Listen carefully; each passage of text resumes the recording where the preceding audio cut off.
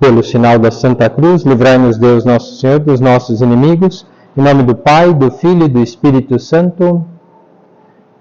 Meu Senhor e meu Deus, creio firmemente que estás aqui, que me vês, que me ouves. Adoro-te com profunda reverência. Peço-te perdão dos meus pecados e graça para fazer com fruto este tempo de oração. Minha Mãe Imaculada, São José, meu Pai e Senhor, meu anjo da guarda, intercedei por mim.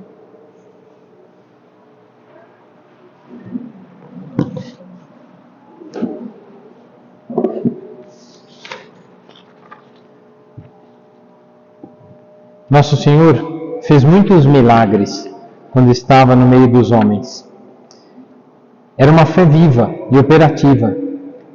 Aqueles que contemplaram com atenção algumas cenas específicas do Evangelho compreenderam muito bem. Nós também, quando rezamos com o Evangelho, quando ouvimos na Santa Missa o Evangelho, entendemos quantos milagres bonitos. O centurião que foi pedir a Nosso Senhor pela filha, a cananeia, que vai pedir também pela filha, a hemorroísa, que pede pela própria vida porque tem uma doença há 18 anos, o paralítico, que é levado pelos amigos para entrar pelo teto. Depois tem o cego Bartimeu, que está no meio do caminho de Jericó, uma cidade perdida, é tida como a cidade da perdição naquela época. Então ele estava ali no meio do caminho, no caminho da perdição, parado, no meio do caminho, no meio da perdição. Jesus passa e esse homem ouve, não vê e sai correndo. Não vê. E como é que ele corre atrás? Não tinha nada a perder, então era melhor correr atrás. E aí lançou a única segurança que tinha era uma capa, porque no deserto é insuportável o calor, mas à noite, para quem mora na rua, o inverno é terrível.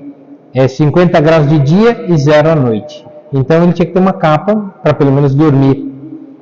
Então tudo isso são os milagres de Nosso Senhor, que Ele vai fazendo pelo meio do caminho, são para que as pessoas tenham confiança na providência paternal de Deus, embora às vezes nós também não tenhamos. Quem precisou foi até Cristo. Quais são as nossas necessidades? Para configurar-se a Cristo, é preciso saber o que falta em nós para completar. Falta paciência. Vamos pedir a Nosso Senhor que nos ajude a compreender os mistérios. Falta vontade. Pedir a Nosso Senhor que fortaleça a nossa vontade. Falta confiança, que confiemos mais em Deus. O que nos falta? Ir até Cristo. Ao cego faltava vista. Ao centurião faltava a saúde do empregado. À cananeia, a vida do filho. A hemorroísa, a própria saúde. Ao paralítico, também, incapacidade. Todos foram a Cristo, de um jeito ou de outro, chegaram até Ele. No meio do sofrimento, será que os sofrimentos que Deus permite não são exatamente para isso? Os sofrimentos levaram essas pessoas para Cristo, e o sofrimento foi a causa do grande milagre.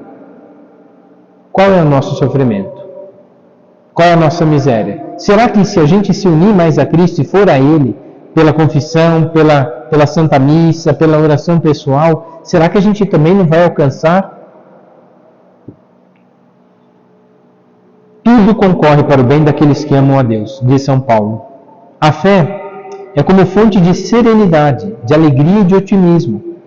Porque ver a mão de Deus por trás de todas as coisas, dos acontecimentos, daqueles previstos e dos acontecimentos imprevistos na vida, as dificuldades familiares, as incompreensões, os problemas no ambiente de trabalho, todas essas coisas devem nos levar até Deus. Porque não está na nossa mão resolver. Problema familiar, alguém consegue resolver?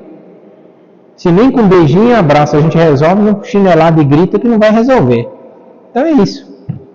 O que a gente pode fazer? Uma outra maneira de seguir a Cristo é exatamente aquilo que o Nosso Senhor vai dizer. Negue-se a si mesmo. Tome sua cruz e me siga. Negue-se a si mesmo. Tome a cruz e me siga. Agir como Cristo. Deixou-se crucificar. Aqueles que deixam todas as coisas à própria vontade e seguem a Cristo num caminho de conversão, de mudança, receberá 100 vezes mais aqui e na vida eterna. A gente já recebe aqui, quando a gente se esforça por fazer a vontade de Deus. Vai dizer o cego, né, Bartimeu: Jesus, filho de Davi, tem piedade de mim. Deixou o orgulho de lado, nem pensou na cegueira, deixou a capa, sua única segurança, e foi até Cristo. O que nos falta deixar para ir até Cristo? Às vezes é o celular, às vezes é a televisão, às vezes é o nosso conforto, às vezes é até a nossa família. A gente reclama da família, mas não desgruda deles, não dá sossego. Esse é um problema. As ações não são nada sem oração. Tudo que a gente faz sem oração não vale nada. Não vale absolutamente nada. Se não for feita a vontade de Deus, tudo que eu fizer vai ser por orgulho ou vaidade. Vai me levar para o inferno. Por isso, as ações não são nada sem oração. E a oração valoriza a ação. Por isso, nosso padroeiro seguiu tão bem São Bento: ora et labora, oração e trabalho. A oração dignifica ainda mais o trabalho, e o trabalho nos faz pedir a Deus mais para conseguirmos fazer melhor e vencermos a nós mesmos. O trabalho pede oração. Tudo pede oração, e a oração nos faz ter clareza de como deve ser feito o trabalho. Assim deve ser na nossa vida, buscando sempre a vontade amabilíssima de Deus. Tem uma oração que São José Maria Escrivá fazia, diante de uma dificuldade que acontecia, diante de um problema, uma dívida que vinha e não tinha dinheiro para pagar, um problema que acontecia na casa, uma perseguição que faziam, né, a obra. Então, tudo isso ele dizia: faça-se, cumpra-se, seja amada e glorificada a justíssima e amabilíssima vontade de Deus. É fácil dizer isso? Nem sempre. Mas aceitar já é o começo. Compreender é a verdadeira vitória sobre os males. Aos pés da cama, deveríamos fazer, né, o nosso oferecimento. São José Maria Escrivá tinha dificuldade para acordar, e essa era uma das lutas dele. Levantar quando o despertador tocasse, sem ficar nem mais um minutinho, levantar, beijar o chão e dizer: servirei, hoje servirei. Né? Então, servirei. E fazer já aos pés da cama, já que estava ali ajoelhado, fazer o oferecimento de obras, né? Eu normalmente faço de Santa Teresinha, né? Senhor, eu vos ofereço todo dia de hoje nas intenções do Sagrado Coração de Jesus, né? Então é uma oração mais comprida. Mas então eu faço sempre essa de Santa Teresinha. Depois eu mando no grupo, vocês postam para todo mundo. Mas eu faço essa de Santa Teresinha, depois faço a consagração à Nossa Senhora, depois a oração do Anjo da Guarda. Aí eu levanto e eu vou fazer. Aí escovar dente, arrumar a cama, fazer barba todo dia, assim, inferno, fazer barba todo dia. Por isso que eu estava querendo deixar a barba grande. Ia ficar branquinha, igual o Papai Noel, assim. Porque tá branco, tá uma maravilha. Então, o que Nosso Senhor pede é isso, né? Que lutemos. Aos pés da cama, um oferecimento de obras, né? Ali está a nossa cruz. E ela nos espera, com disposição da vontade. Vencer aquilo que nos custa. Vencer aquilo que é terrível. Porque a minha vontade é não fazer. Mas a vitória e a alegria verdadeira está em cumprir. E fazer e terminar. E terminando, alegria. Alegria por ter feito bem. Tem uma frase de São José que ele dizia, né? Quando quando aceitarmos a cruz, unida a ela estará a felicidade. Quando aceitarmos as dificuldades, unido a ela, vem a felicidade. Bom, basta ver a cruz. Da cruz vem a glória. A glória é a felicidade eterna. Então, unido à cruz, virá consequentemente a glória. Porque ao aceitarmos as dificuldades, já vencemos a nós mesmos. E vem uma felicidade, porque fui capaz de hoje aguentar, sem reclamar, sem chorar, sem murmurar. Foi difícil igual aos outros dias, mas foi com mais gratidão, foi com mais força, foi com mais alegria. Pronto. E a cruz já não é mais um peso, é uma alegria, porque ali Deus me espera. Porque ali posso amar, demonstrar o meu amor. É dar pouco, bem pouco a Nosso Senhor. Jesus vai dizer, né, principalmente nesse tempo de Quaresma para nós: quando jejuardes, unge o teu rosto e vai a teu Pai, e Ele te recompensará. Não fazer a cara de sofrimento porque está jejuando, mas de verdade o jejum é um sacrifício, mas viver com verdadeira alegria aquele sacrifício. E aí sim vencemos. Eu lembro que quando... Hoje faz tempo que eu não faço isso, mas eu lembro que quando eu descobri que estava com diabetes, eu ia na casa dos outros, cada doce maravilhoso que tinha.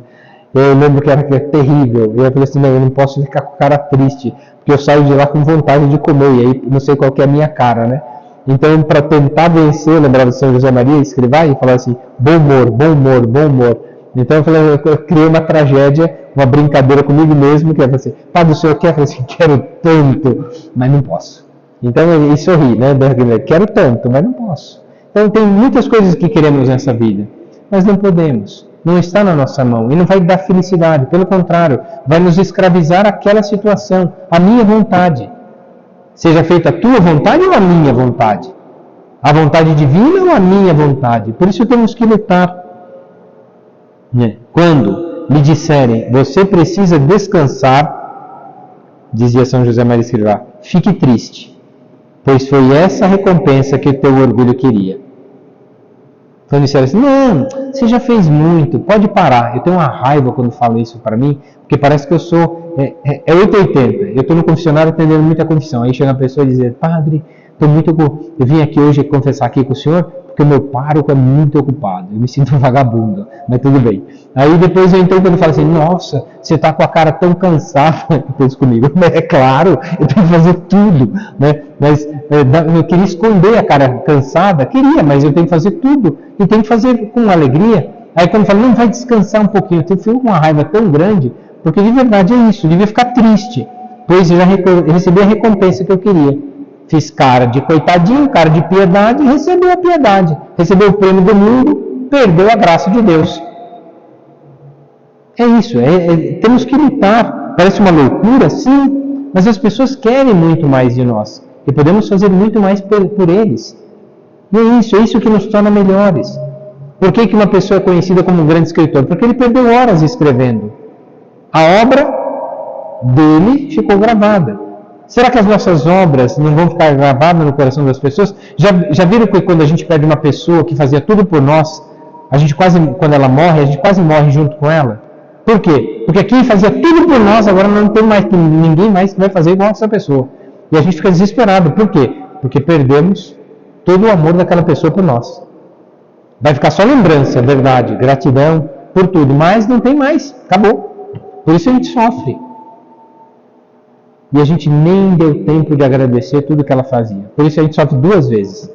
Porque não foi agradecido e porque não vai ter mais. É bom que a gente morra assim.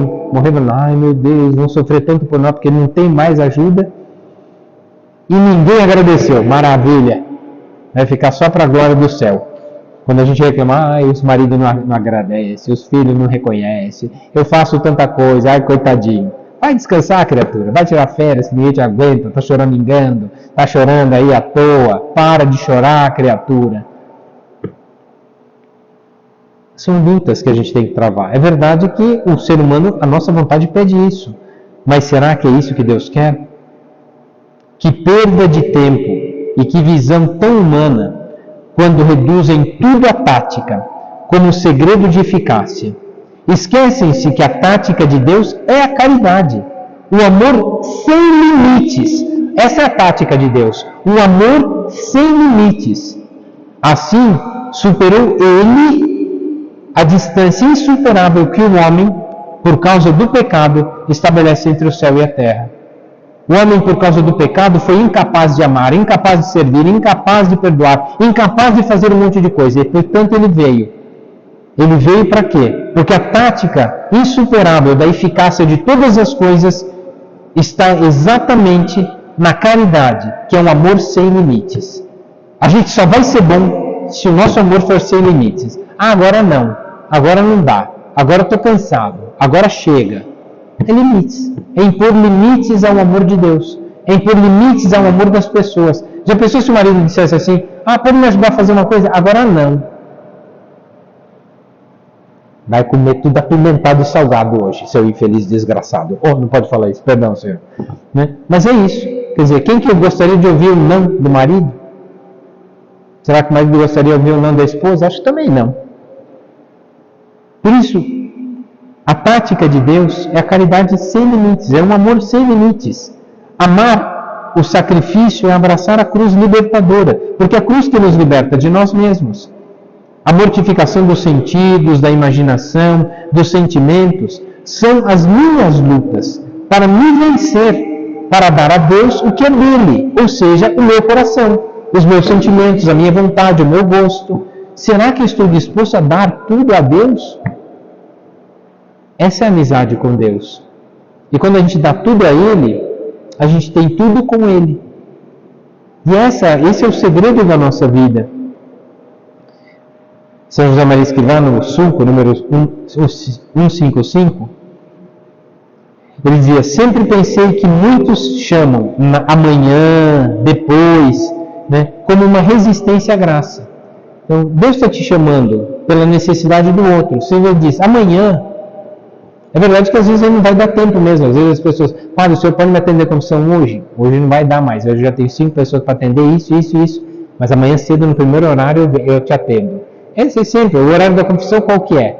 É das 8 às 11. Já tenho confissão o dia inteiro. 6 horas da manhã nas freiras, antes das 6, antes da missa, eu já estou atendendo confissão. O horário da confissão é das 8 às 11. Mas estou atendendo antes da missa, das 6 da manhã. Às vezes até o fim do dia. Às vezes chega lá um padre da noite lá em casa. Vim aqui para a gente comer uma pizza. Eu penso assim, a pizza e a confissão. É a pizza e a confissão. É coisa boa. É a pizza e a confissão. Aí eu aproveito também confesso. Vamos aqui, matar 2 coelhos com a cajadada só. Então vamos lá. É assim que funciona. Fazer bem. Até o fim do dia está trabalhando. Hoje não teve nenhum hospital para ir. Mas quantas vezes eu deixo para ir à noite no hospital? Porque daí não tem trânsito na cidade, eu não vou murmurando, nem reclamando. Vou com alegria, porque eu vou em meia hora daqui até Paulista, entro no hospital, não tem ninguém, eles deixam entrar, eu dou no São dos Enfermos, 15 minutos eu saí, e mais 25 eu já voltei para casa. Em 1 hora eu fiz tudo. Coisa que quando é no horário mais cedo, é 1h15 para ir, 2 horas para voltar, mais meia hora para eles me deixar subir na UTI, para dar um São dos Enfermos, eu perco 3 horas. Então quando eu penso assim, não, vou deixar para a noite, e rezar para que não morra, porque se não for... Porque agora não dá, não. Agora tem muita coisa para fazer. Então, quantas vezes a gente tem que dizer amanhã e depois? Não é porque não está fazendo nada, é porque está se sacrificando com muitas outras coisas. Duro seria se a gente dissesse agora não, mas não está fazendo nada. Muito ocupado em não fazer nada, como diz São Paulo. Mas ocupar-se com as coisas de Deus. No tema seguinte, no sulco número 156, vai dizer: a alma que menos necessita de reforma na sua conduta, mais se esforça por consegui-la. Não para alcançá-la, pois a perfeição é Cristo, e esse é crucificado. Então, o que é uma alma que necessita de reforma e mudança? É aquela que mais se esforça por consegui-la.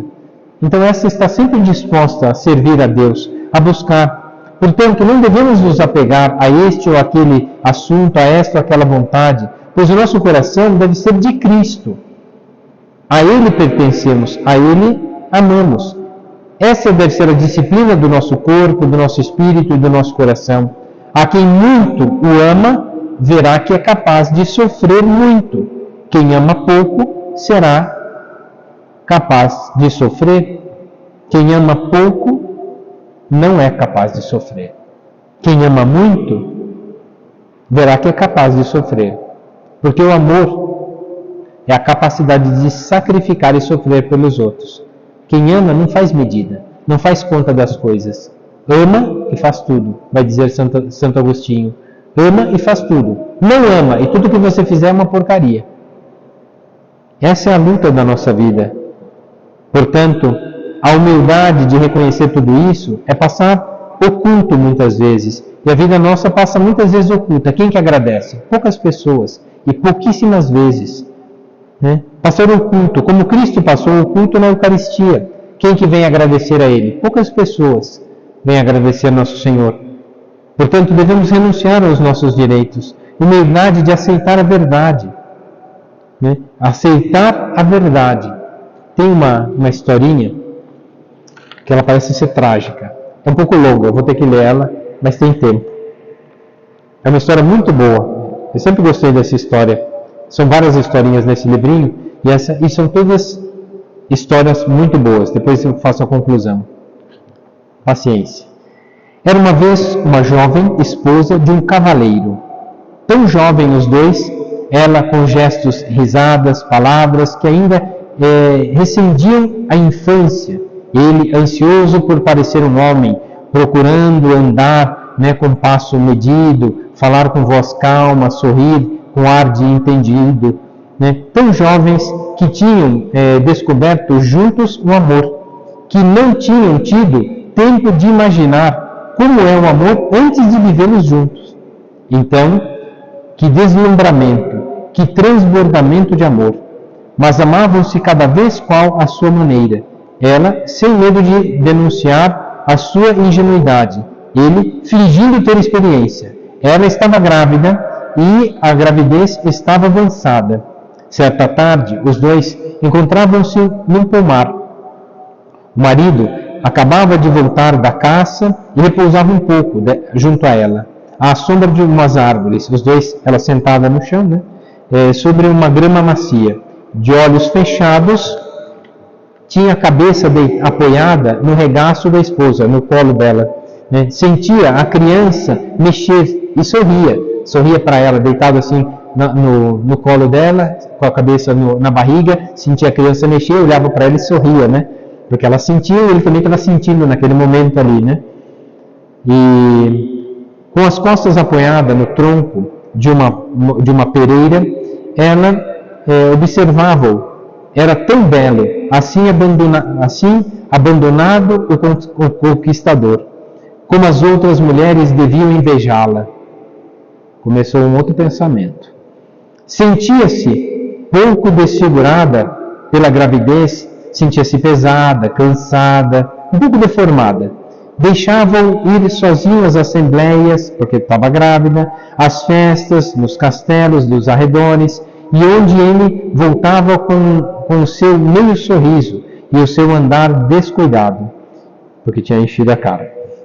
Tinha-se casado quase criança, de onde lhe vinha esse ar de quem conhece tudo e está de volta a tudo, ela pensando do marido. De repente, inquietou-se. Bom, já estava inquietada aqui, nesse pensamento. Já te aconteceu, perguntou-lhe, amar outra mulher? Essa é uma pergunta que não se faz para homem. Então, já perguntou, amar outra mulher? Porque se ele disser sim, ele vai morrer. Se ele disser não, pode ser mentira. Se ele não amou a mãe, já é uma mentira. Então ele ama outra mulher. E se tiver filha, ele ama outras mulheres também. Mas aí continua a história. Já te aconteceu, perguntou-lhe, amar outra mulher? Amá-la mais do que a mim? E aí começou. Agora começa a tragédia. Ele entreabriu os olhos, que estava quase meio com o olho fechado. Ainda sorria, mas o sorriso tinha mudado. Se tinha sido menos jovem, menos inocente, menos fiel, a pergunta da mulher ter-lhe-ia desagradado, teria tentado dissipar-lhe as suspeitas.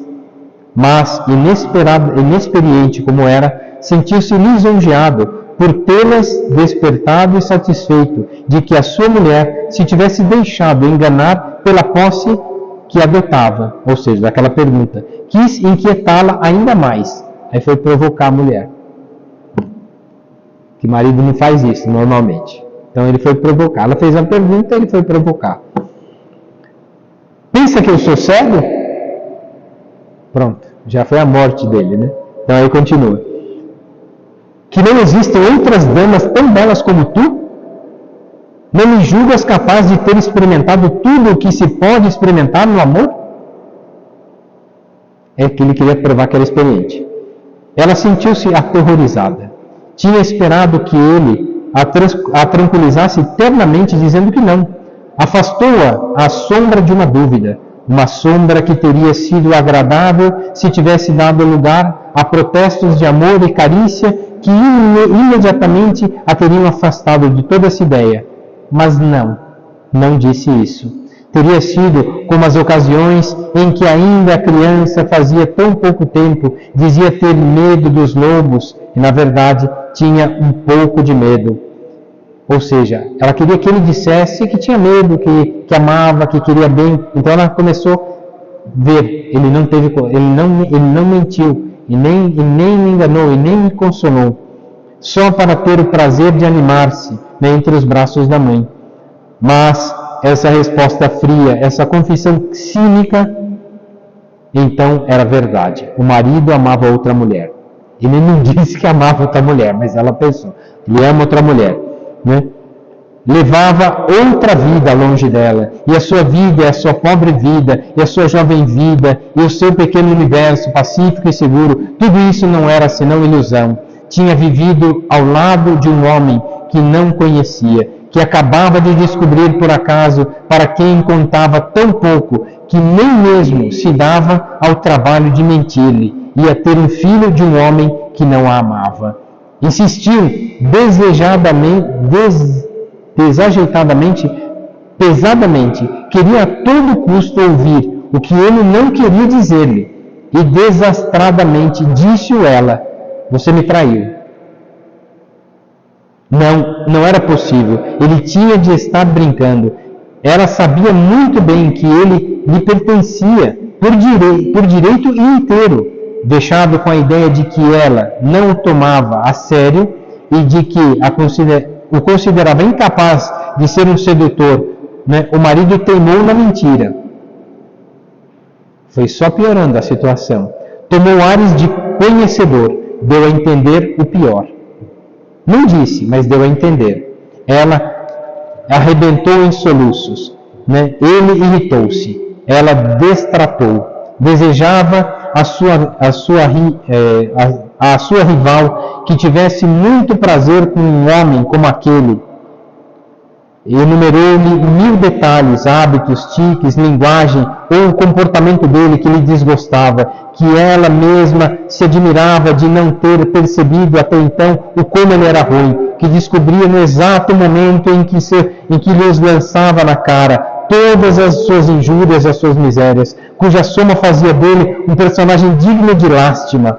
Lembrou-se de 1000 ocasiões em que ele não tinha reagido como deveria, que não fizera tudo aquilo que deveria dizer ou fazer, né? Ele escutou-a, consternado, humilhado, furioso. Por sua vez, pareceu-lhe descobrir uma mulher desconhecida, dura, fria, desdenhosa, que sem nada lhe dizer o observava desde sempre sem um pingo de benevolência, maldosamente. Que bruxa! Era o tolo ele que a deixara enganar pela comédia que ela lhe havia representado, e que a admiração e a confiança ingênuas compadeceu-se de si mesmo. Sou um idiota. Ela calou-se e voltou a chorar.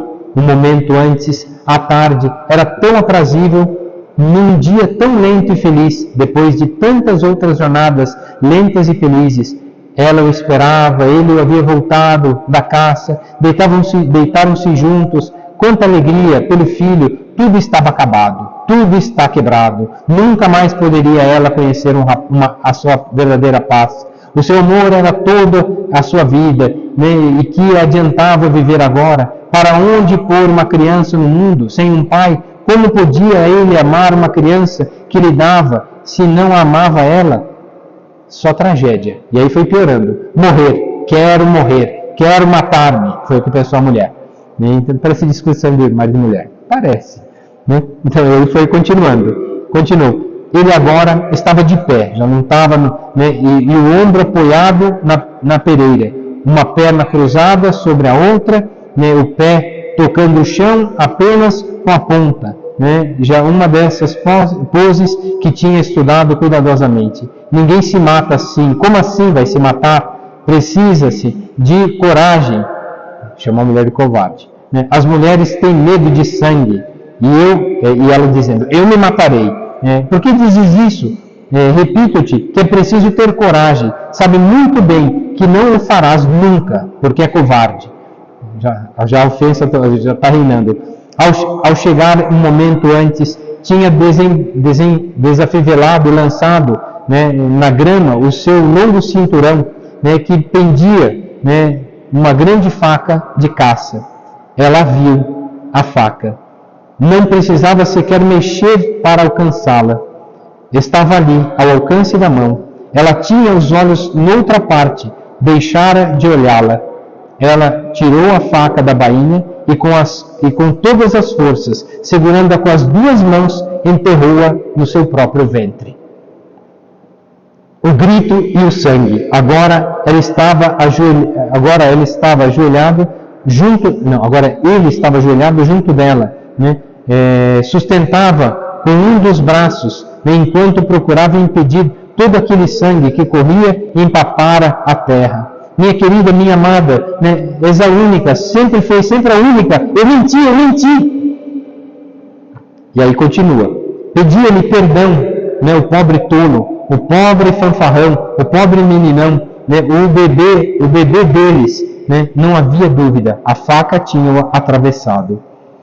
Ela estava pálida, falava com dificuldade, pediu-lhe perdão. Ela também pediu perdão. Perdão por ter duvidado dele, perdão por deixá-lo, perdão por esse bebê. E ele, é claro, perdoava e pedia perdão. Deus perdoaria? Ia compadecer-se diante dele, carregada com esses dois crimes, da esposa e do filho, os dois piores crimes que pode haver, assassinato e de si mesmo e o assassinato do próprio filho. Ela pensava, né? Meu Deus, perdoai-me. Ambos tinham feito a promessa de levar a criança, assim que nascesse, a Nossa Senhora em Rocamadour, né? É um santuário, né, na França, né, que fazia tantos milagres naquela altura, e de confiá-la à sua proteção. Senhora, essa criança vos pertence, salvai-a. Foi o que a mulher disse e que o homem afirmou. Havia escurecido quase todo. Ele sentou-se, olhou ao redor, como tinha podido adormecer num transe tão como aquele. Ele sentiu que estava dormindo, ele acordou, né? Ele acordou naquele momento, né? E ela, né, a sua bem-amada, a sua vida, deixaram morrer sozinha? Não, né, já está se culpando, porque eu dormi, ela morreu, eu dormi, como é que eu pude dormir num momento desse? Né? E ele continua, né? Não, ela está ali, deitada ao meu lado, mas não está morta, respirava pacificamente, descobri-lhe o flanco, né? Não se via nenhuma ferida na grama, nenhuma mancha de sangue. Ela acordou e sorriu-lhe. Não sentes como se mexe? Nascerá breve. Assustado, com um nó na garganta, o marido quis interrogá-la, compreender, explicar-se. Que tinha acontecido? Tinha acontecido alguma coisa? Tinha sido um sonho horrível? Ela pôs-lhe um dedo sobre os lábios e disse: não digas nada. Nossa Senhora pode curar todas as feridas. Peçamos-lhe que cure no silêncio aquelas que nós infligimos um ao outro. Ela tentou se matar. E ele desmaiou só de pensar que ela morreria. E os dois pediram a Nossa Senhora. E é verdade que foi um milagre que aconteceu. A criança, ela cicatrizou a facada, acabou o sangue, e é uma história real. Ele não sonhou, ele fez tudo, e a juventude fez com que eles não vivessem bem naquele primeiro momento. Estavam num momento tão bonito, bastou uma palavra, uma pequena mentira, uma falta de sacrifício um pelo outro, e tudo virou uma tragédia. Mas Nossa Senhora, né, diz, no silêncio, no carinho, no amor, porque aquele momento era o momento do silêncio, era o momento de ouvir a criança, era o momento da criança para com os dois. E começaram com as dúvidas, começou toda a tragédia. Mas Nossa Senhora curou e curou essa mulher. Hoje pedimos a Nosso Senhor que estar com Deus para que cure todas as nossas feridas, todas as nossas vontades, para que cure todas as nossas misérias, para que nos ajude a nos configurar a Cristo e não a nossa vontade. É apenas uma história, mas é real a história. E o que levou a vontade dos dois? A se maltratarem, a duvidarem, a não se quererem e até a tentar contra a própria vida. Mas quando fizeram a vontade de Deus, se perdoaram, né? Se lamentaram, né? Disseram a verdade, tudo ficou curado. Curado no coração, curado na alma e curado no corpo. Então são esses sentimentos que a gente tem que pedir ao nosso Senhor, os sentimentos de Cristo, o amor dele, para sermos curados. Configurar-se a Cristo é fazer o silêncio e ouvir o que Deus quer de nós. O que Ele quiser será o melhor para nós, e não o que nós queremos. Porque o que nós queremos pode nos levar à ruína, como vimos nessa pequena história, que é real, né? e que de tão verdadeira é a ação de Deus no coração dos homens. Quantos milagres aconteceram? Acontece um milagre verdadeiro quando ouvimos a voz de Deus, quando nos perdoamos, quando nos amamos, quando nos respeitamos e quando nos oferecemos um pelo outro, né, na vida matrimonial e na vida de família. Quando nos oferecemos às pessoas, tudo ali se transforma. Peçamos a intercessão de Nossa Senhora, como esse casal alcançou o milagre, né, de Nossa Senhora, alcancemos também muitos milagres de Nossa Senhora, para vencermos as tragédias da nossa vontade e servirmos melhor a vontade divina. Dou-te graças, meu Deus, pelos meus propósitos, afetos e inspirações que me comunicaste nessa meditação. Peço-te ajuda para os pôr em prática. Minha Mãe Imaculada, São José, meu Pai Senhor, meu anjo da guarda, intercedei por mim.